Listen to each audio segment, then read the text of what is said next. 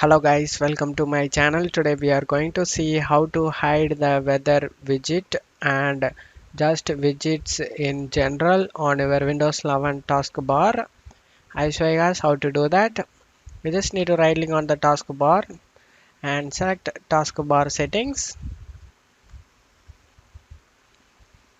Under the taskbar items, you just need to turn it off the widgets over here, and after turning it off, the widgets no more appear over here guys.